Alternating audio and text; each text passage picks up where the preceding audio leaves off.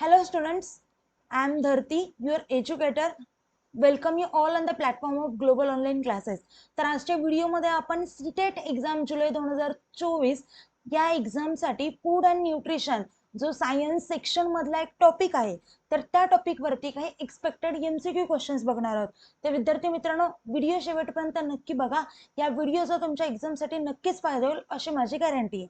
Okay, तर विद्यार्थी मित्रांनो जे स्टुडंट्स आपल्या चॅनलवरती नवीन आहेत त्यांच्यासाठी मी सांगू इच्छिते, जर तुम्ही सीटेट एक्झामसाठी प्रिपरेशन करत असाल तर तुमच्या प्रिपरेशनसाठी आम्ही कम्प्लीट कोर्स घेऊन आलो आहोत. जरी तुम्ही पेपर 1 साठी प्रिपरेशन करत असाल किंवा पेपर 2 साठी प्रिपरेशन करत असाल तरी तुमच्यासाठी आपल्याकडे एक कोर्स आहे. तर त्यामध्ये तुम्हाला व्हिडिओ लेक्चर्स मिळतील, त्यासोबतच फुल सिलेबस टेस्ट सिरीज मिळेल, त्यासोबतच फुल सिलेबस एमसीक्यू क्वेश्चन बँक आणि फुल सिलेबस नोट्स देखील मिळतील. पहा, या सर्व गोष्टी तुम्हाला खूप कमी प्राइस मध्ये अवेलेबल करून देण्यात आले आहे. आता प्रत्येक पेपरची जर पेपरचा जर कोर्स तुम्हाला विकत घ्यायचा असेल तर तो तुम्हाला फक्त 2000 रुपयामध्ये पडेल. आणि जर पेपर 1 आणि पेपर 2 म्हणजे दोन्ही कोर्सेस तुम्हाला विकत घ्यायचे असेल तर ते दोन्ही कोर्सेस फक्त तुम्हाला 3000 रुपयामध्ये अवेलेबल होतील. ओके, आता कोर्स ऍक्सेस कसा करायचा किंवा डाउनलोड कसा करायचा, तर तुम्ही त्यासाठी प्ले स्टोर वरती जाऊन ग्लोबल ऑनलाईन ऍप्लिकेशन डाउनलोड करा. त्यानंतर ऍप्लिकेशन डाउनलोड केल्यानंतर तिथून तुम्ही कोर्स ऍक्सेस करू शकता. आता अजून काही कोर्स बद्दल माहिती हवी असेल किंवा कुठल्याही प्रकारचे डाऊट्स असतील तर मी स्क्रीनवरती 2 नंबर दिला आहे, त्या नंबरवरती तुम्ही कॉन्टॅक्ट देखील करू शकता. कॉन्टॅक्ट फक्त व्हॉट्सअप थ्रू करा जेणेकरून तुम्हाला रिस्पॉन्स मिळेल. ओके, चला आता आपण प्रश्नांकडे बोलूया. पहा, पहिला प्रश्न काय आहे. आता आपल्याला जसं की माहिती आहे हा टॉपिक आपण जो आज बघणार आहोत तो आहे फूड अँड न्यूट्रिशन. बरोबर आहे, म्हणजे त्यामध्ये सगळं खायच्या वगैरे आणि ज्या न्यूट्रिशन्स आहेत म्हणजे जसं की विटॅमिन्स, कॅल्शियम, प्रोटीन्स अशा ज्या गोष्टी आहेत त्या गोष्टींचा आपल्या सगळ्यांना भेट होणार आहे. ओके, तर फर्स्ट क्वेश्चन आहे पहा, in rainy season children face the problem of stomach एक ड्यू टू. चला मी 5 सेकंड देते, त्यानंतर मी तुम्हाला आन्सर सांगते. पहा, आपल्याकडे इथे 4 ऑप्शन्स आहेत, जम्स, चॉकलेट्स, मीठ, मड.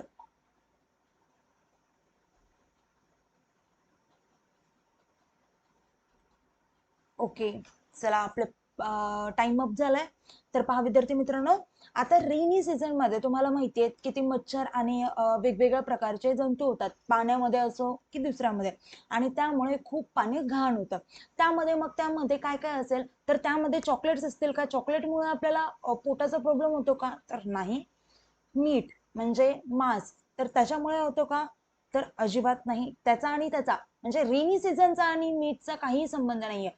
आय अग्री की रेनी सीझन मध्ये मड होता, पण मडमुळे आपण खातो किंवा आपला काही मडशी कॉन्टॅक्ट होतो का? तर नाही होत. पण एक जी गोष्ट आहे जम्स. आता जम्स बघा, जे पाणी असतं, जे आपण बाहेर जातो, ज्या गोष्टींचा आपण आता इन केस आपण चाट खाल्ला त्यामध्ये पाणीपुरी असेल, त्यामध्ये बरेचसे जम्स असतात किंवा पाणी खूप दूषित असतं. जे आपल्या घरी नळाद्वारे पाणी येतं ते देखील पावसाळ्यात म्हणजे रेनी सीझन मध्ये खूप दूषित असलेलं असतं आणि त्यामध्ये खूप जम्स असतात आणि त्याच जम्समुळे आपल्या पोटात पोटदुखी होते. स्टमक एक म्हणजे काय असतं तर पोटदुखी. तर त्याच त्रासामुळे आपल्याला पोटदुखी होती, म्हणजे जम्समुळे आपल्याला रेनी सीझन मध्ये पोटदुखी होते. मग आन्सर इथे कुठलं असेल तर ए ऑप्शन राईट असेल, म्हणजे ऑप्शन ए. पहा इथे आन्सर पण शो केलंय, ऑप्शन ए जम्स हे राईट असेल. तर in rainy season children face the problem of stomach एक ड्यू टू जम्स. ओके, समजलं का इतकं?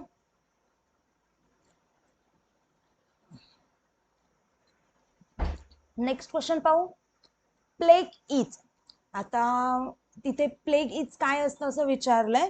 इथे पहा वेगवेगळे 4 ऑप्शन्स आहेत. फर्स्ट आहे व्हायरल डिसीज, सेकंड आहे फंगल डिसीज आणि थर्ड आहे बॅक्टेरियल डिसीज आणि फोर्थ आहे मिनरल डिसीज.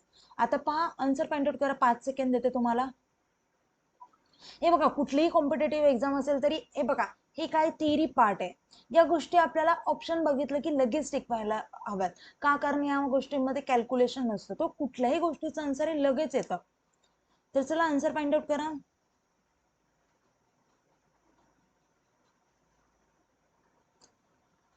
तर याचा करेक्ट आन्सर असेल बॅक्टेरियल डिसीज. कुठला ऑप्शन? तर सी ऑप्शन. आता तुम्हाला प्लेग म्हणजे काय असेल माहिती नाही. साधारणतः आत्ता काही होत नाही, बहुतेक 1900च्या साली प्लेग हा व्हायचा, म्हणजे आपल्या आजोबांच्या किंवा वडिलांच्या वेळेस या गोष्टी व्हायच्या. प्लेग हा एक रोग आहे, तो एक बॅक्टेरियल डिसीज आहे. तर प्लेग हा जीवाणू वाहणाऱ्या उंदीर पिसाने चावल्यानंतर होतो, किंवा प्लेगची लागण झालेल्या प्राण्याला आपण जर हाताळलं तर त्याच्यामुळे देखील प्लेग होतो. समजलं? म्हणजे हा एक इन्फेक्शन सारखा डिसीज आहे, किंवा पिसाळलेलं जर उंदीर पिसाने चावल्यानंतर देखील हा प्लेग डिसीज होतो. समजलं का? म्हणून इथं ऑप्शन कुठला असेल तर बॅक्टेरियल डिसीज. ओके ओके, चला नेक्स्ट क्वेश्चन पाहू. नेक्स्ट क्वेश्चन काय पहा, हाऊ मिल्क इज पास्चरिश.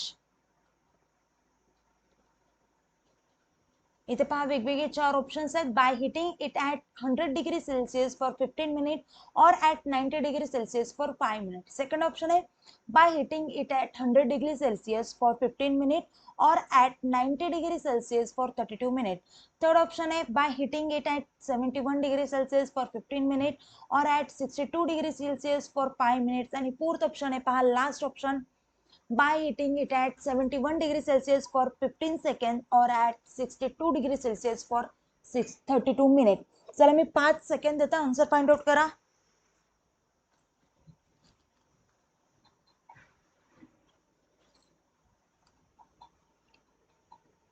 आता त्याआधी आपण एक गोष्ट जाणून घेऊ, ती जी आहे हाऊ मिल्क इज पास्चराइज. तर आता तुम्हाला ही पास्चरायझेशन ही कन्सेप्ट माहिती नसेल, तर ही एक प्रोसेस आहे by which milk is heated to a specific temperature for set period of time to kill harmful bacteria that can lead to diseases like as typhoid fever किंवा diarrhoea अशा सारख्या गोष्टी असतात. म्हणजे आता बघा, मराठीमध्ये एक्सप्लेन करून सांगते. आता ही एक अशी प्रोसेस आहे ज्या प्रोसेसमध्ये दुधाला एका स्पेसिफिक टेम्परेचर पर्यंत हीट केलं जातं, जेणेकरून त्यामधले सगळे बॅक्टेरिया वगैरे किल केले जातात. ओके, ज्यामुळे जसे टायफॉइड फीवर आहे, त्यासोबतच डायरिया आहे, अशा सारख्या गोष्टी ज्या असतात त्या अवॉइड होतात. म्हणजे हे डिसीज जे आहेत ते अवॉइड होतात. ओके, मग त्याला कितीपर्यंत डिग्री पर्यंत आपल्याला हीट केलं पाहिजे, चला सांगा बरं. तर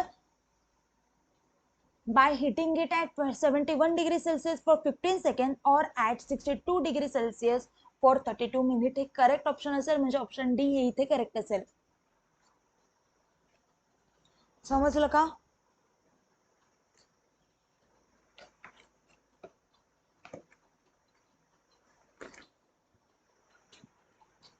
चला नेक्स्ट क्वेश्चन पाहू. Which of the following sentences represent correct impact of overcooking of food? Question काय पहा, which of the following sentences represent correct impact of overcooking of food? इथे पहा वेगवेगळे 4 ऑप्शन्स आहेत. Food becomes easy to digest. Second है fats will be absorbed by the body. Third है most of the nutrients will get destroyed. आणि fourth option आहे food can be preserve for longer duration. चला सांगा बरं काय answer असेल इथं.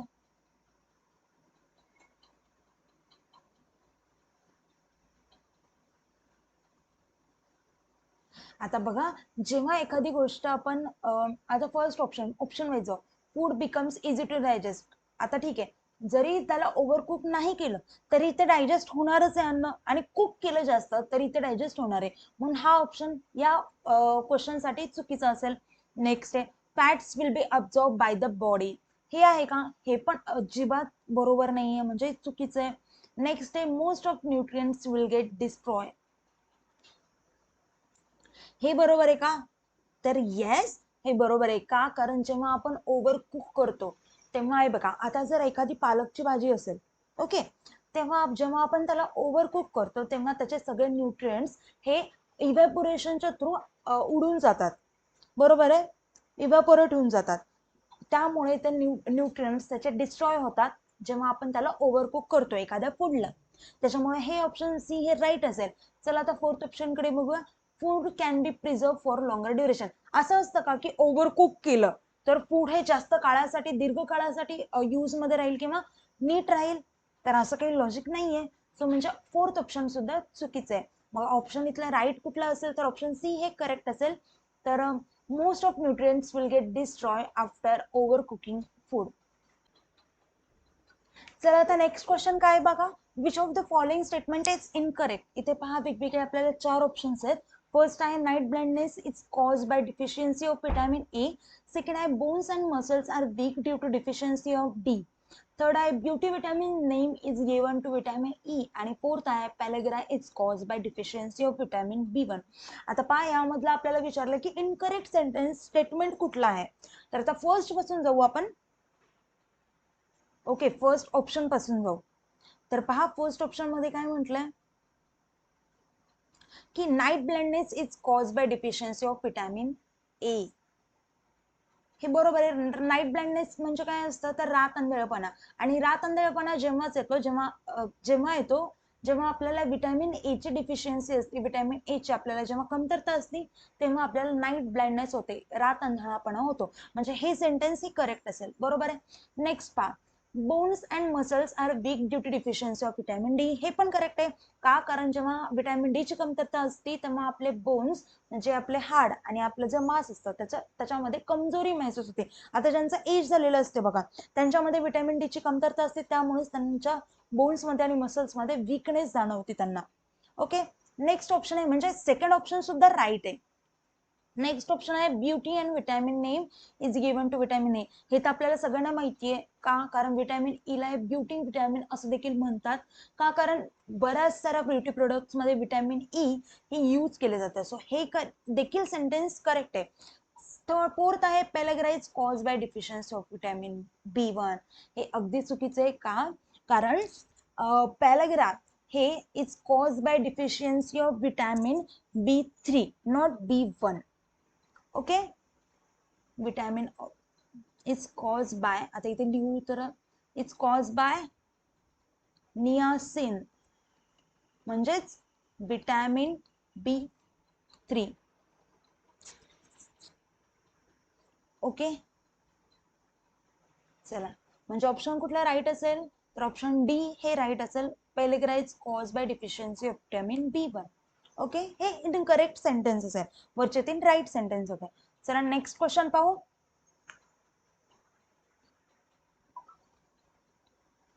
Sixth question which of the following pairs is incorrectly match. इथे पहा वेगवेगळे 4 ऑप्शन दिलेले आहेत पेयर्सचे. आता पहा फर्स्ट आहे ऑप्शन आयर्न अॅनिमिया. सेकंड आहे विटॅमिन बी5 पेलेग्रा. थर्ड आहे विटॅमिन बी3 नायासिन. आणि फोर्थ आहे विटॅमिन के ब्लड क्लॉटिंग.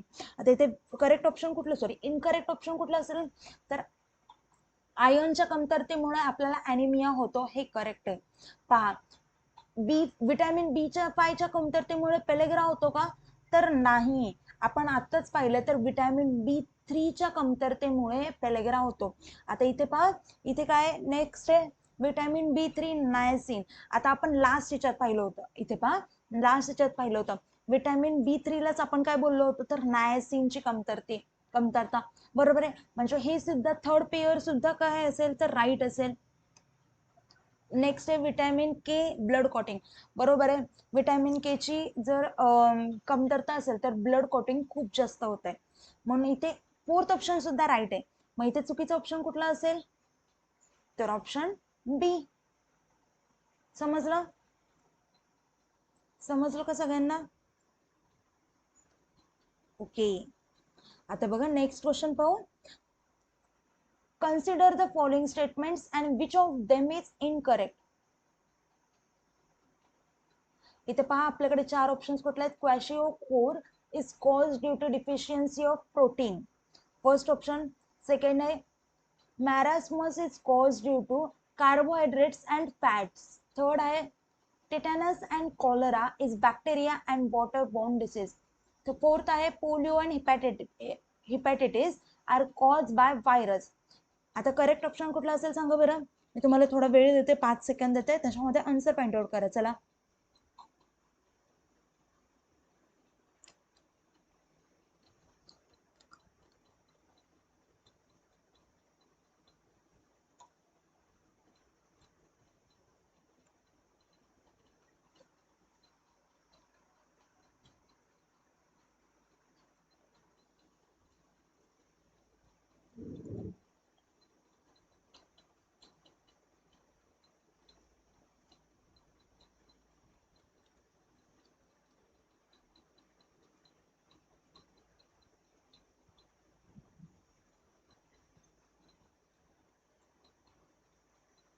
चला काय येईल पहा. आता जो फर्स्ट डिसीज आहे, आता इथे पण आपल्याला इनकरेक्ट सेंटेन्स विचारलंय. मग हे जो फर्स्ट डिसीज आहे मग कोणता आहे, तर kwashiorkor is cause due to deficiency of protein. हे बरोबर आहे का, कारण जे क्वोशियोकोर असतो तो जेव्हा डिफिशियन्सी असती माल न्यूट्रिशनची, प्रोटीनची, तेव्हा ते डिसीज आपल्याला होतात. तर त्यांचे आता कॉजेस काय आहेत, तर आपली त्वचा लाल पडती किंवा अजून पोटात दुखतं ॲब्डोमेनमध्ये, तर अशा टाईपचे त्याचे सिम्पटम्स आहेत आणि हे मोस्टली चिल्ड्रन्सला अफेक्ट करतं. ओके. सेकंड आहे marasmus is cause due to carbohydrates and fats. आता हे देखील ऑप्शन राईट आहे का, तर जेव्हा अननरिशमेंट होते म्हणजेच चिल्ड्रन्सचं जे लहान मुलं असतात त्यांची हाईट त्यांच्या वयाच्या म्हणजे त्यांचं जर वय 10 वर्ष असेल एखाद्या मुलाचं, पण त्याची हाईट 3 वर्षाच्या मुला इतकी असेल किंवा 5 वर्षाच्या मुला इतकी असेल, त्यालाच काय म्हणायचं, अनन्यूट्रिशन. म्हणजे त्याच्या वयाच्या हाईट पेक्षा खूप हाईट कमी असणे, बरोबर आहे. म्हणजे त्याला काय म्हणतो, त्या आजाराला काय म्हणायचं, तर मॅरस्मस. ओके. आता आपल्याला हे तर माहिती आहे कॉलरा, बरोबर आहे, आपल्याला सगळ्यांनाच कॉलरा माहिती आहे. तर कॉलरा हा bacteria, tetanus and cholera is bacteria and water bound diseases असं म्हटलंय. हे बरोबर आहे का, तर अगदीच चुकीचा आन्सर आहे, म्हणून ऑप्शन सी हे इथे करेक्ट असेल. तरी ऑप्शन 4 कडे जाऊया आपण. Polio and hepatitis are cause by virus, हे करेक्ट ऑप्शन आहे, म्हणून इथे ऑप्शन हा करेक्ट असेल. राईट. आता इथे फक्त सी ऑप्शन हे राईट आहे, मग त्यावरतीच फोकस करायचा असं नका करू. तर बाकीचे जे मी इन्फॉर्मेशन सांगते ती कुठेतरी लिहून घ्या, एक रनिंग नोट्स काढत चला, म्हणजे तुमच्या गोष्टी हाताखालून जातील आणि त्या डोक्यात असतील, बरोबर आहे का. चला तर पुढे पाहू. Mira and Divya are young girls. Mira likes to eat samosas and cutlets and bread. Divya, on the other hand, takes an iron deficient diet. Which of the following disorders are Mira and Divya likely to suffer from respectively? इथे पहा वेगवेगळे 4 options आहेत. कुठले कुठले आहेत, obesity and scurvy, second आहे scurvy and anaemia, third आहे anaemia and night blindness आणि फोर्थ आहे ऑबेसिटी अँड ॲनिमिया.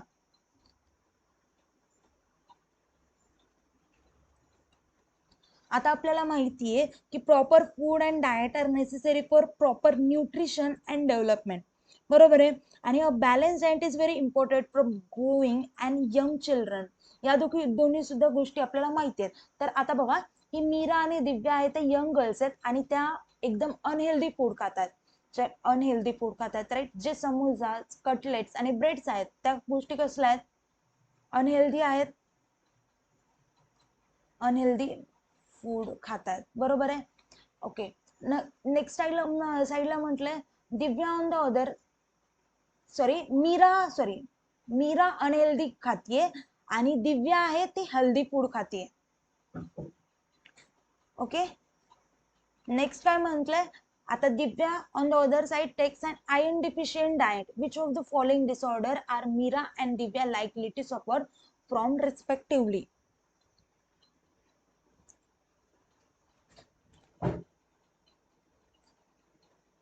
चला आन्सर फाइंड आउट करा.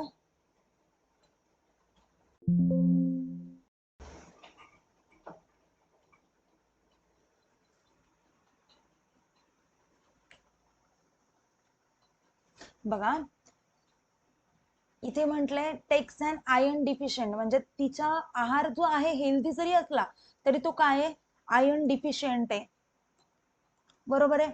म्हणजे तिच्या आहारात हे आयर्न खूप कमी आहे, आयर्नचं प्रमाण. आयर्नचं जर प्रमाण आयर्न डिफिशियन्सीमुळे कुठला आजार होतो, तर ॲनिमियाचा आजार होतो. ओके. आणि जेव्हा हेल्दी फूड खातात जसं की समोसाज असेल, कटलेट्स असेल, तर ते आहेत प्रोलॉंग इनटेक. जसं ते काय करतात, ऑबिसिटी म्हणजे ज्याला आपण ऍसिडिटी अशा टाईपचं म्हणतो किंवा पोटदुखी अशा गोष्टींना काय म्हणायचं, तर ऑबेसिटी. म्हणजे ते कुणाला होतं, तर मीराला होतं, बरोबर आहे. म्हणजे obesity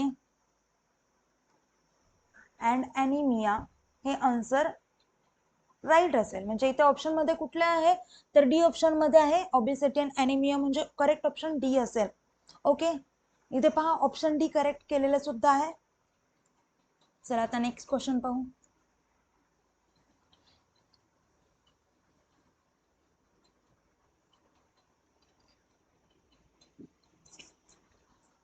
It has been observed that the process of digestion is faster inside the stomach than outside because. आता पाहिजे आपल्याला ऑप्शन दिला आणि इथे पहा 4 ऑप्शन्स दिले.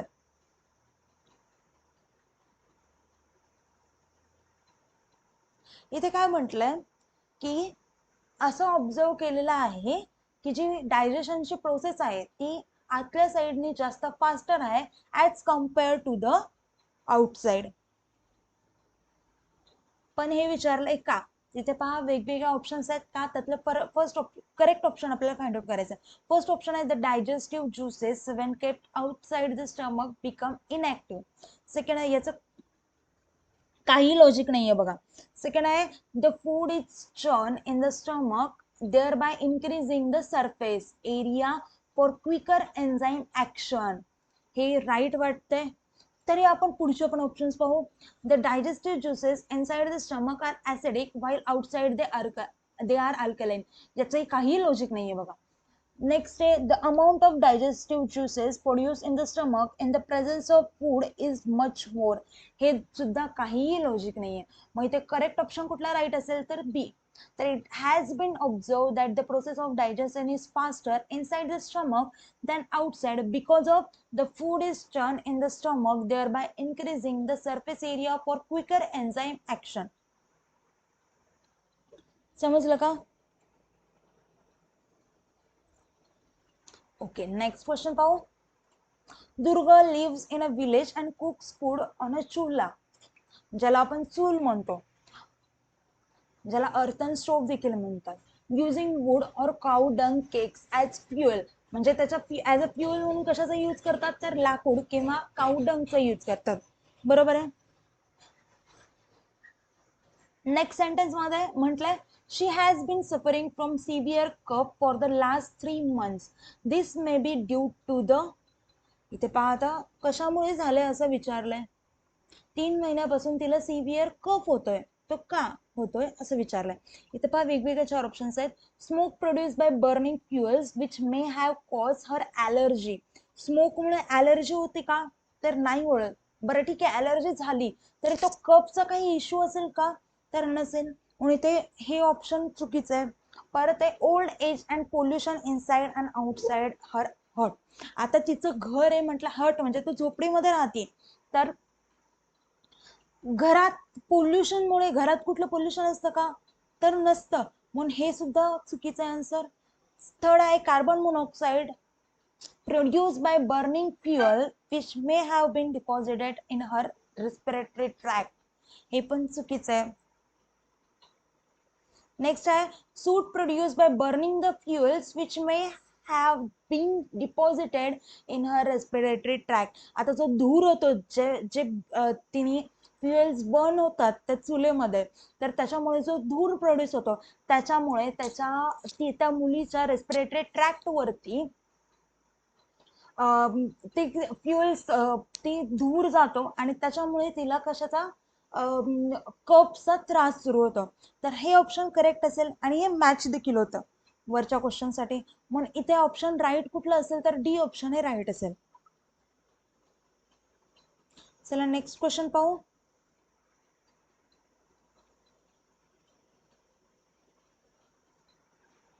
Vitamins are substances. इथे पहा वेगवेगळे 4 ऑप्शन्स आहेत. फर्स्ट आहे require in small quantities to prevent deficiency diseases. Second आहे that increase our metabolic rate leading to loss of weight. Third आहे required as medicines to make us healthy. आणि fourth आहे that build muscles to keep us strong. चलो 5 सेकंदात answer find out करा.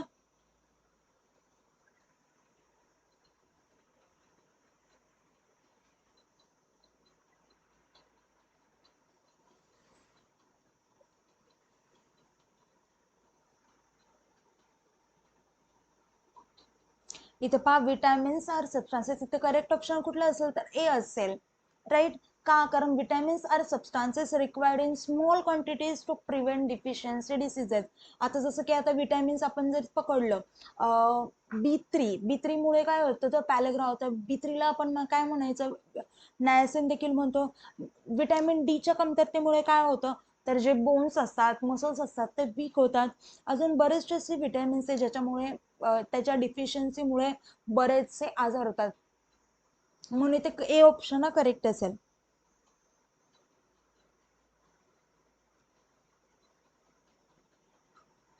Next काय question तर cook rice can be prepare for a longer time in a refrigerator because. 4 options आहेत. Moisture content in the food is reduce at low temperature. Second आहे refrigerators contain certain chemicals which kill the microbes. Third आहे microbes become inactive at low temperature. आणि fourth आहे microbes are destroyed and kill at low temperature. तर इथे correct option 5 second घ्या चला तुमचे.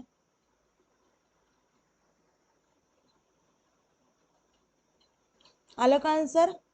Okay, असं आन्सर सांगू आपण. तर करेक्ट आन्सर असेल सी ऑप्शन. तर microbes become inactive at low temperature. पहा, आता जो कुक राईस असतो जेव्हा आपण रेफ्रिजरेटर मध्ये ठेवतो ॲट व्हेरी लो टेम्परेचर, म्हणजे रेफ्रिजरेटर ते काय करतं तर ते मायक्रोबायलची ग्रोथ जी असतो तर रिड्यूस करतं. का? कारण ते इनएक्टिव्ह स्टेटमध्ये असतात. जेव्हा आपण त्याला एकदम टेम्परेचर लो मध्ये ठेवतो तेव्हा कुठलेही मायक्रो ऑर्गॅनिझम हे एकदम त्याच्या लो स्टेजमध्ये असतात, ते इनएक्टिव्ह स्टेटमध्ये असतात.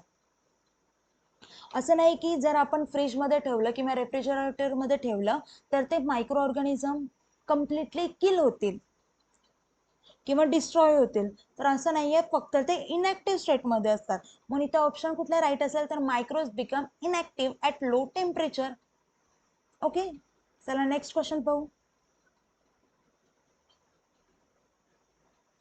Which of the following is a good cooking practice.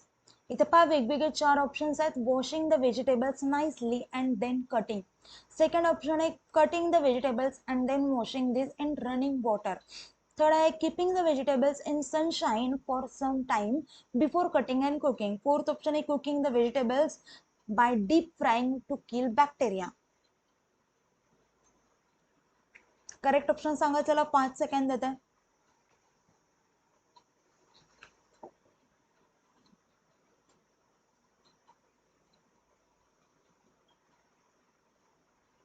तर इथं करेक्ट ऑप्शन कुठला असेल तर option A washing the vegetables nicely and then cutting. तर आता सेकंड ऑप्शन का चुकीचं आहे? का? कारण तिथं म्हटलंय cutting the vegetables and then washing these in running water. आता इथे काय म्हटलंय, आधी व्हेजिटेबल वॉश करा आणि नंतर त्यानंतर त्याला पाण्याने वॉश करा असं म्हटलंय.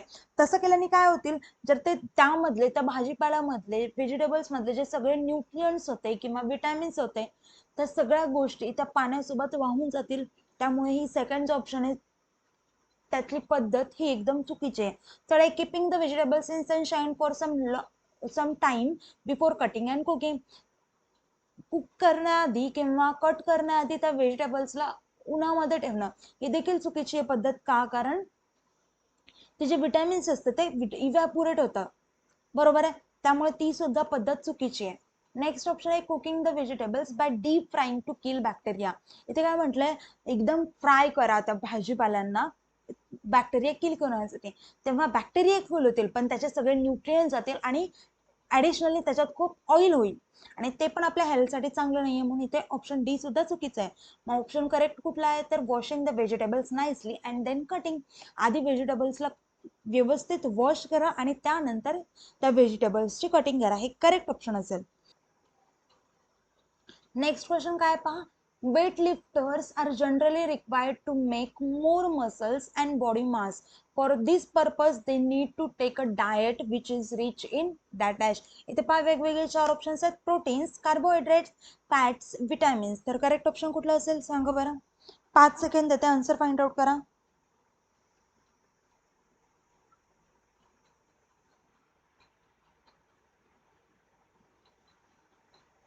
तर करेक्ट ऑप्शन कुठला असेल तर ऑप्शन ए हे करेक्ट असेल. जे वेटलिफ्टर्स असतात, weightlifters are generally required to make more muscles and body mass. For this purpose, they need to take a diet which is rich in proteins. Obvious आहे. मग इथे ऑप्शन कुठला राईट असेल तर ए ऑप्शन करेक्ट असेल. Second question पाहू. Next question पाहू आणि या व्हिडिओचा शेवटचा प्रश्न पाहू. In which one of the following groups are the words intimately related. एकमेकांशी कुठला ऑप्शन मधला ग्रुप हा एकमेकांशी मिळता जुळता आहे असं आपल्याला क्वेश्चन मध्ये विचारलंय. फर्स्ट ग्रुप आहे mosquito, malaria, anaemia, iron. Second आहे iron, malaria, anaemia, blood. Third आहे iron, haemoglobin, anaemia, amla. Fourth आहे मॉस्किटो, डेंग्यू, आयर्न, जॅगरी. आता आधीचे जेवढे पण क्वेश्चन सॉल्व्ह केले त्या क्वेश्चन वरून आपल्याला एक गोष्ट तर कळूनच येते की इथं ऑप्शन ए हा करेक्ट असेल. का? कारण मॉस्किटो मुळे मलेरिया होतो आणि आयर्न डिफिशियन्सीमुळे ॲनिमिया होते. म्हणजे त्या ऑप्शन ए हा करेक्ट असेल. चला विद्यार्थी मित्रांनो, आता व्हिडिओ इथेच थांबूया. काही डाऊट्स असेल तर मला कमेंट थ्रू विचारा आणि व्हिडिओ आवडला असेल तर नक्कीच लाईक करा. तुमच्या लाईक्समुळे आणि कमेंटमुळे आम्हाला मोटिवेशन मिळतं. आणि व्हिडिओ आवडला असेल तर कमेंट करून देखील सांगा. आणि काही अजून प्रोग्रेस पाहिजे असेल व्हिडिओमध्ये तर त्या गोष्टी सुद्धा मला कमेंट करून सांगा. Okay, thank you. Have a nice day. Bye.